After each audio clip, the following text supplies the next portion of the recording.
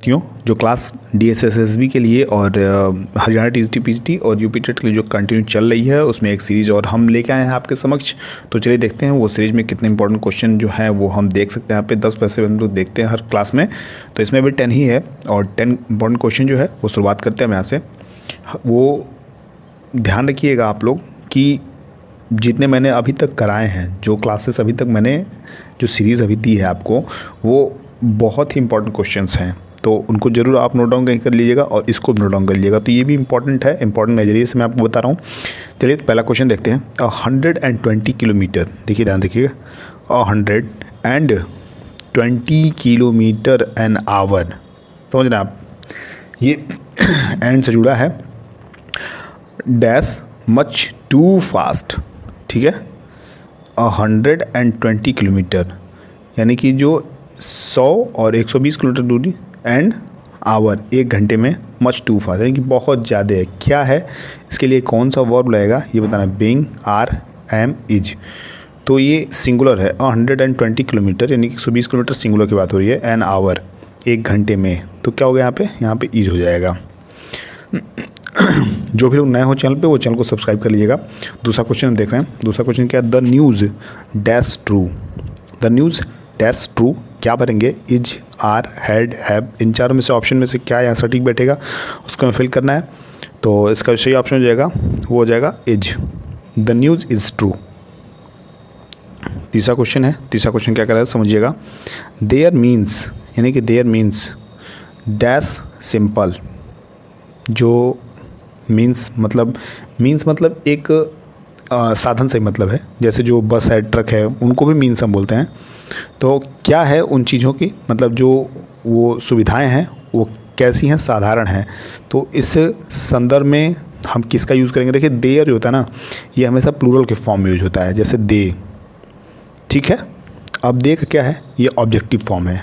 क्या है, दे का ऑब्जेक्टिव फॉर्म है, और ऑब्जेक्टिव फॉर्म देयर मीन्स। अब यहाँ पे क्या होगा, इज, आर, हैज़, हैड, तो यहाँ पे क्या हो जाएगा, इज सिंगुलर के लिए यूज होता है तो नहीं होगा, हैज़ सिंगुलर के लिए होता है, हैड भी होता है, तो यहाँ पे हो जाएगा आर, क्या हो जाएगा, आर। चौथा क्वेश्चन है, चौथा क्वेश्चन देखेंगे, अ बंच ऑफ की, जैसे देखिएगा अभी आप, जैसे मैं सीरीज़ इसको बना दूंगा अलग से, जैसे जब भी हम किसी ग्रुप की बात करते हैं, जैसे आप ग्रेप्स, ये ग्रेप्स क्या है, ग्रेप्स एक गुच्छे में आता है, तो उस गुच्छे के लिए हम एक प्रॉपर एक नाउन का यूज़ करते हैं, उसको हम कलेक्टिव नाउन के तौर पे हम जानते हैं ग्रुप्स, नाउन ऑफ ग्रुप्स होता है, ग्रुप्स नाउन होता है, ठीक है। तो क्या हो जाएगा, वहाँ भी हम बंच ऑफ ग्रेप्स करेंगे, बंच ऑफ कीज़ करेंगे। तो ऐसे जो नाउन्स यूज होते हैं उनको हम अलग से क्लास में पढ़ लेंगे। तो यहाँ समझिएगा, अ बंचेस ऑफ की यानी कि जो गुच्छा है चाबियों का, क्या है, lying on the table, lying मतलब पड़ा हुआ है, किस पे, टेबल पे।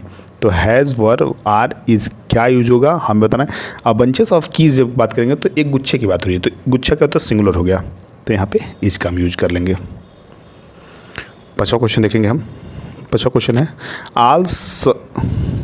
आल सर, ये देखिए थोड़ा सा कन्फ्यूजन लग रहा है, यहाँ पे सर्टस की जगह सर्टुअस होगा, सर्टुअस फ्रूट, ठीक है। डैश और rich sources of vitamin, rich sources of vitamin, तो क्या होगा, ये सभी हम फल की बात कर रहे हैं, ठीक है। जब सभी फल की बात कर रहे हैं तो सभी फल के लिए हम किसका यूज करेंगे, आर, हैज़, वॉज, इज, किसका यूज करेंगे, आर का हम यूज करेंगे, ठीक है। तो यहाँ पे क्या हो जाएगा, आर हो जाएगा, all citrus fruit are a rich sources of vitamin C. छोटा क्वेश्चन क्या कर रहा है, dash is lying on the table, क्या है जो टेबल पे पड़ा है वो बताना है। A new pair of glass, a new pairs of glass, a new pair of glasses, new pair of glass, इसमें से क्या सही है वो बताना है। देखिए जब भी हम बात करें तो पेयर्स तो नहीं होगा, ठीक है, पेयर्स नहीं होगा। और जब पेयर की बात हम करेंगे तो पेयर की सेंस में जब जोड़े आएंगे, यानी कि जोड़ा होता है, तो जोड़ा किसका होगा, ग्लासेस का होगा, ना कि ग्लास का होगा। तो क्या हो जाएगा यहाँ पे देखिएगा, a new pair of glasses, तो इस तरह जो थर्ड ऑप्शन है ये सही हो जाएगा यहाँ पे। सातवां क्वेश्चन क्या कर रहा है, neither of the students dash interested in extra classes, neither of the students, neither मतलब बिल्कुल ना, कोई नहीं, नाइदर ऑफ द स्टूडेंट्स, जो बच्चों में से हैं उनमें से कोई नहीं क्या है, वर, आर, हैव बीन, इज, इसमें से क्या फिल होगा ये बताना है कि इंटरेस्टेड नहीं है एक्स्ट्रा क्लास के लिए, वो बताना है। तो इज हो जाएगा, क्या हो जाएगा, इज। जब कोई नहीं है तो कोई नहीं का मतलब सिंगुलर से है। 8वां क्वेश्चन है, he has been ill dash Thursday last. He has been ill dash Thursday last, यानी कि वो जो है बीमार हो चुका है, ठीक है, कब से, ही हैज़ बीन इल।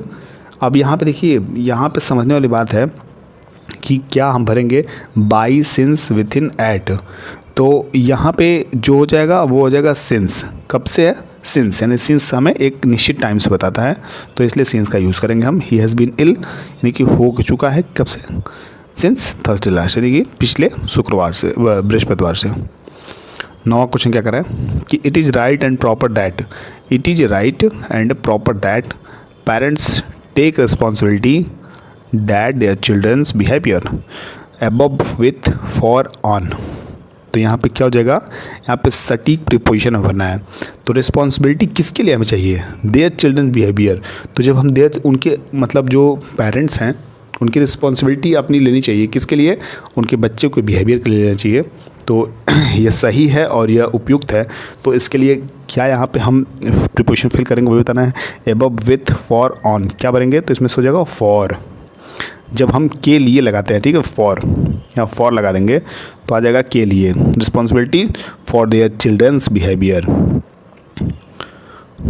इस सीरीज का आखिरी और 10वां question, the train leaves exactly. देखिए, जब भी ट्रेन इन द इवनिंग, आप समझिएगा यहाँ लीप्स है, तो लीप्स मैं बताया हूँ कि हमेशा और हमेशा जब भी सदा सत्य रहने वाली बात, यूनिवर्सल ट्रुथ है, और जो काम रेगुलर वे में हो रहा है उसके लिए हमेशा प्रेजेंट इंडेफिनिट में ही हम यूज़ करते हैं टेंस को।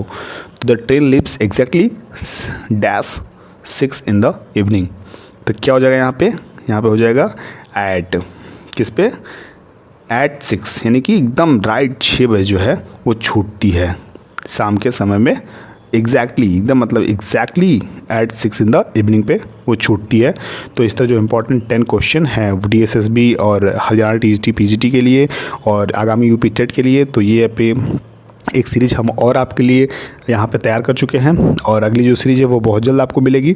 तब तक आप जितने भी क्लासेस में दिया हो उसको 1-2 बार और रिवाइज कर लीजिए। क्लास अच्छा लगे जरूर लाइक करिए, अगर आप चैनल पर नए हों तो चैनल को सब्सक्राइब करिए, और एकदम पढ़ाई जो है रुचि के साथ हर दिन 2 घंटे 3 घंटे पढ़ते रहिए, ताकि हमारा जो एग्ज़ाम के टाइम के लिए हम अभी से प्रिपेयर रहें, बहुत ज़्यादा सोचना ना पड़े, बहुत ज़्यादा विलम्ब ना हो। ऐसा ना हो कि जब हम एग्ज़ाम के लिए तैयार हों तो हमें लगे कि बहुत ज़्यादा हम लेट कर चुके हैं, तो ऐसा कुछ मन में नहीं आना चाहिए। आप 2 घंटे 3 घंटे पर डे पढ़ सकते हैं, बहुत ही आराम से पढ़ सकते हैं।